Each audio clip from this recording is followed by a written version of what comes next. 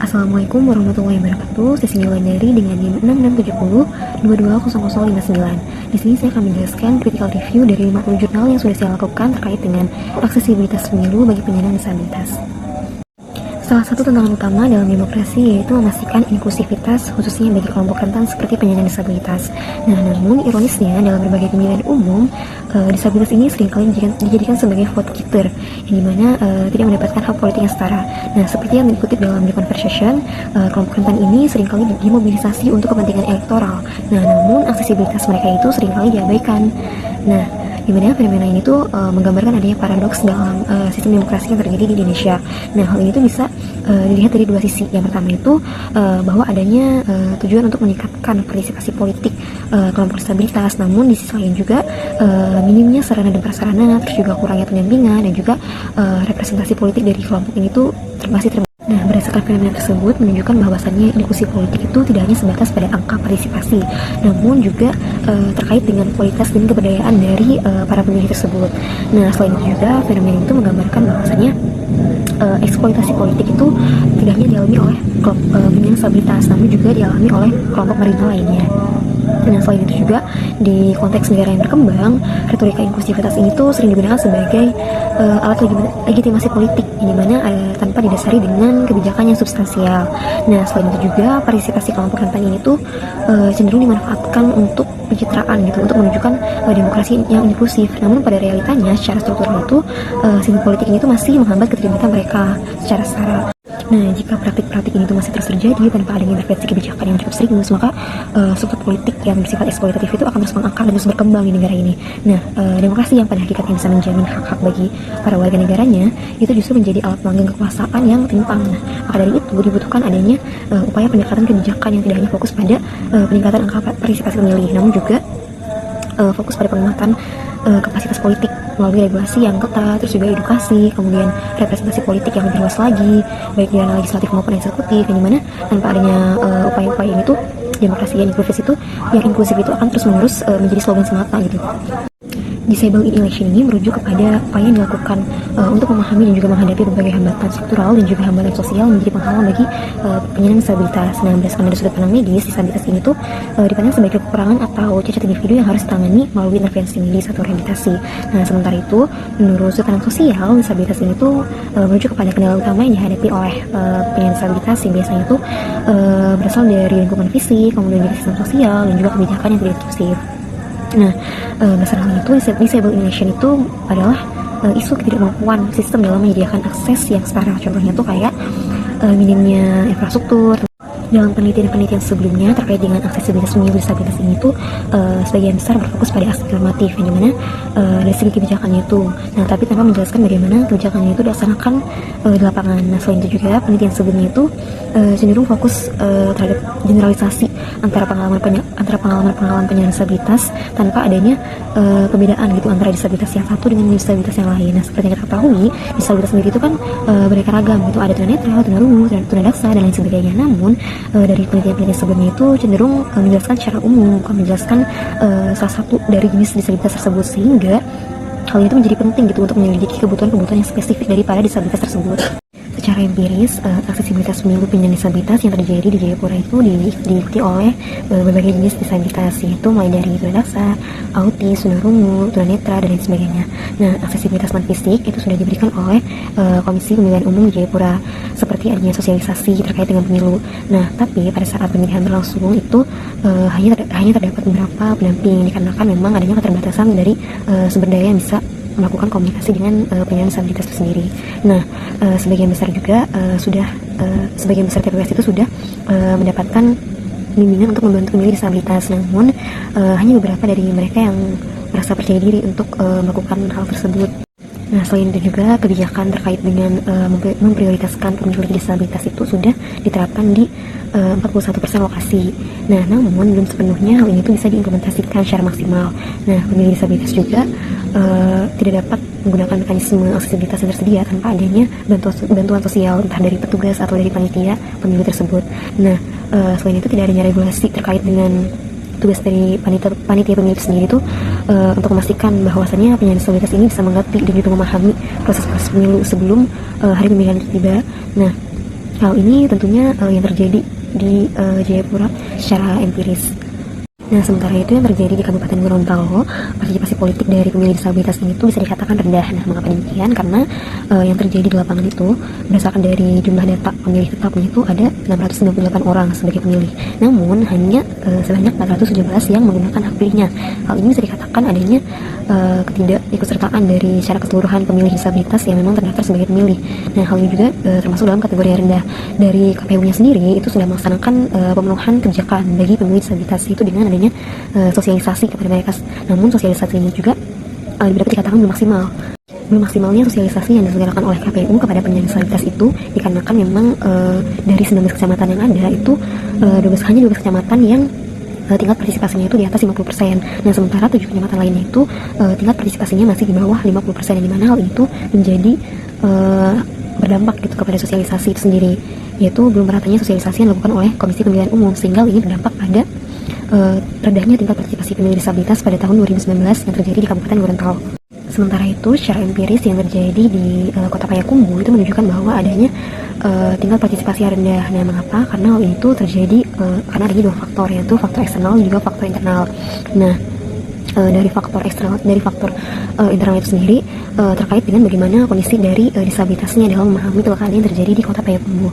Nah, dalam hal ini itu disabilitas yang tergabung dalam Persatuan Penyandang Disabilitas Indonesia atau PPDI itu sebenarnya sudah punya pandangan sendiri gitu terkait dengan bagaimana kognisi atau pengetahuan penyandang disabilitas itu terkait dengan orientasi memilih dan juga motivasi memilih. Nah, dari faktor eksternalnya sendiri itu tidak mendukung hal ini gitu. Mengapa demikian? Karena dari faktor eksternal itu kan hanya tidak merangkul orang-orang yang ada di PPDI gitu, dimana faktor eksternal itu KPU sebagai penyelenggara itu tidak mempunyai keinginan untuk menunjang angka partisipasi disabilitas di Kota Payakumbuh itu. Nah, sehingga hal ini tuh menjadikan mereka tuh merasa bahwa tidak mempunyai beban gitu dalam upaya untuk meningkatkan partisipasi pemilih. Nah, dalam ini juga KPUD Kota Payakumbuh itu kurang memahami gitu bagaimana kondisi penyandang disabilitas itu. Nah, sehingga tidak ada angka pasti dari sebaran angka penyandang disabilitas yang bisa menjadi fokus mereka untuk diberikan sosialisasi terkait dengan sementara itu yang terjadi di Kecamatan Legitu Kabupaten Maluku Tengah itu dengan jumlah difabel sebanyak 140 orang itu masih menghadapi tantangan sistematik yang dihadapi oleh penyelenggara pemilu dalam hal fasilitas dan juga kebijakan yang inklusif. Nah, salah satu permasalahan yang masih terjadi di Kabupaten Maluku Tengah ini itu masih adanya hambatan struktural yang masih belum bisa diatasi dalam sistem pemilu di Indonesia. Nah, kan memang pada dasarnya pemilu yang inklusif itu kan membutuhkan pemahaman yang tepat gitu ya untuk terkait dengan berbagai jenis disabilitas yang terdapat dalam masyarakat agar fasilitas dan juga kebijakan yang diimplementasikan itu bisa memenuhi kebutuhan mereka. Nah, sementara itu dalam jurnal pemenuhan hak politik kelompok rentan difabel dan langkah pemilu inklusif tahun 2024 di Kecamatan Legitu Kabupaten Maluku Tengah itu mengkritisi bahwasannya definisi yang dipakai dalam pengumpulan data pemilih disabilitas itu masih bersifat umum gitu dan kurang spesifik, sehingga kurangnya spesifikasi terkait dengan jenis-jenis disabilitas yang memang banyak jenisnya itu menjadi tantangan tersendiri gitu terkait dengan bagaimana kebutuhan spesifik yang harus disediakan oleh penyelenggara pemilu untuk menunjang proses terselenggaranya pemilu inklusif. Jadi semua disabilitas itu dicatat dengan baik. Nah, contohnya itu kayak adanya perbedaan antara disabilitas tunanetra, kemudian tunarungu, tunadaksa, kemudian tunawisma dan lain sebagainya. Nah, dimana disabilitas ini tuh masih kurang diperhatikan gitu, sehingga apabila kategori disabilitas ini tuh tidak dicatat dengan baik, maka adanya kekurangan dari penyediaan fasilitas yang tepat gitu. Yang dimana hal itu menjadi salah satu kesulitan itu sih yang juga menghalangi partisipasi politik mereka. Nah, selain itu juga penyelenggara pemilu itu tuh wajib memastikan setiap TPS-nya itu dilengkapi dengan fasilitas-fasilitas yang cukup seperti kayak jalur khusus untuk pengguna kursi roda. Selain itu juga pembangunan bilik suara yang lebih rendah supaya bisa. Nah, di samping itu selain dari segi penyediaan sarana yang tepat, itu pengawasan yang ketat dari lembaga independen itu juga cukup krusial gitu untuk memastikan bahwasanya hak politik bagi penyandang disabilitas itu memang benar-benar dihargai. Nah, namun dalam berbagai situasi itu masih yang dialami oleh pemilih disabilitas itu sering mengalami diskriminasi gitu, bahkan sering diabaikan gitu dalam proses pemilihan. Nah, melalui pengawasan yang ketat oleh lembaga independen itu mungkin bisa menjadi meminimalisir praktik diskriminasi yang dialami oleh penyandang disabilitas sendiri. Nah, dari badan pengawasnya itu harus memastikan gitu bahwa anggaran dan juga kebijakannya itu memang ditetapkan benar-benar dimanfaatkan untuk menciptakan pemilu yang inklusif. Selain itu, kesadaran sosial juga cukup penting gitu ya untuk membangun pemilu yang inklusif. Nah, mengapa? Karena memang dari kesadaran sosial itu sendiri bisa mengurangi stigma terhadap penyandang disabilitas. Nah, maka dari itu pentingnya kampanye penyadaran yang lebih luas lagi terkait dengan hak politik. Kemudian juga masih banyak masyarakat yang memandang bahwasannya disabilitas ini itu tidak mampu berpartisipasi dalam politik. Nah, sehingga perlu adanya upaya yang dilakukan gitu untuk mengubah pandangan ini. Nah, selain itu juga perlunya sosialisasi yang lebih komprehensif lagi yang dilakukan oleh pemerintah dan juga Komisi Pemilihan Umum untuk menerapkan strategi komunikasi yang lebih efisien gitu, supaya dalam penyampaian informasinya juga bisa lebih komprehensif sehingga mudah dipahami gitu. Nah, selanjutnya itu di negara India itu terdapat gerakan yang mendorong pemenuhan hak-hak penyandang disabilitas. Nah, jadi di tahun 1990-an itu adanya kelompok yang memang dikhususkan gitu untuk mengangkat isu disabilitas di parlemen. Nah, kelompok-kelompok ini tuh punya peran yang cukup penting gitu dalam proses legislasi. Yang memang tujuannya juga untuk memberikan perlindungan terhadap hak-hak penyandang disabilitas, terus juga untuk memastikan bahwasannya keterlibatan mereka dalam berbagai aspek kehidupan itu cukup penting gitu ya.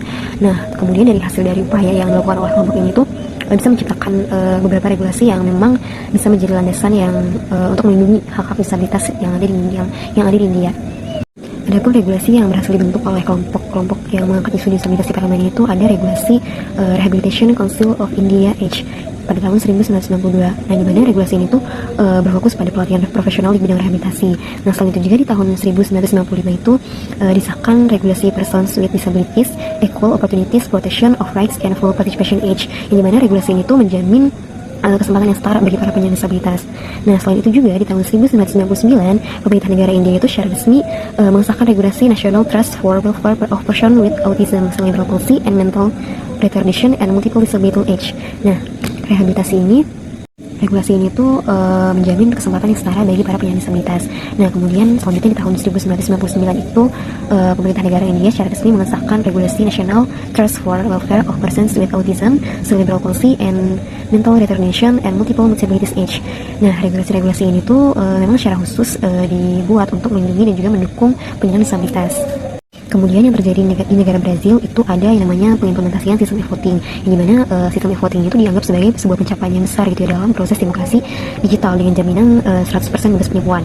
Nah, sistem e-voting ini tuh menggunakan pengawasan langsung oleh ahli TI atau teknologi informasi dan juga keamanan cyber, yang dimana untuk memastikan bahwasannya integritas proses pemilu itu serta mencegah adanya manipulasi data. Nah, selain itu juga jika dibandingkan dengan proses pemilu yang konvensional itu kan memang pada praktiknya itu rawan dengan kecurangan, terus juga penggabungan suara, hilangnya surat suara, dan juga adanya duplikasi pemilih. Nah, di sistem e-voting ini tuh yang diterapkan di Brazil ini tuh dinilai sebagai upaya yang solutif gitu untuk meningkatkan transparansi.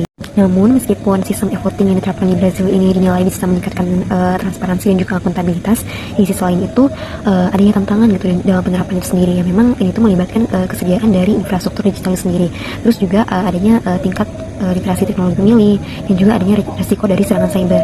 Namun, keberhasilan e-voting di negara Brazil ini tuh tidak hanya dilihat dari teknologi semata, tapi juga dari komitmen institusi dan juga institusi dalam memastikan independensi dan juga netralitas dari sistem pemilu tersebut. Nah, kemudian juga sebelum menerapkan sistem e-voting ini tuh jika negara Indonesia ingin menerapkan itu perlu adanya kajian secara mendalam gitu terkait dengan kesiapan baik secara teknis maupun secara sosial. Kemudian yang terjadi di negara Uni Eropa atau UE ini tuh sudah mengimplementasikan hak-hak penyandang disabilitas sesuai dengan konvensi hak penyandang disabilitas atau CRPD. Tetapi dalam praktiknya itu masih dapat dikatakan belum ideal. Nah, selain itu juga pemilih disabilitas yang ada di negara UE ini masih dihadapi dengan adanya hambatan-hambatan seperti hambatan dalam akses menuju ke tempat pemungutan suara. Selain itu juga hak mereka dalam mencalonkan diri itu masih dibatasi.